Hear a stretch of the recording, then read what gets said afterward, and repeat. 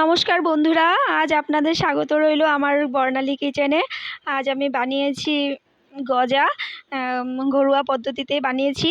তার জন্য আমি নিয়ে নিয়েছি ময়দাতে অল্প জৈন, কালো জিরা, সাদা তেল দিয়ে ময়ম করে মেখে, তারপরে সেটাকে মেখে অল্প তেল লাগিয়ে রেখে দিয়েছি। রাখার পরে অল্প সময় রাখার পরে সেটাকে আমি একটা থালে বেলে বিছিয়ে নিয়েছি। বিছানোর পরে সেটাকে আমি গজার শেপ করে কেটে নিয়েছি।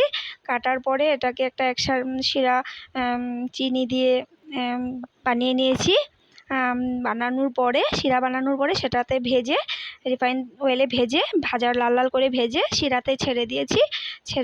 ছাড়ার পরে সেটাকে 1 ঘন্টার মতন রাখতে হবে।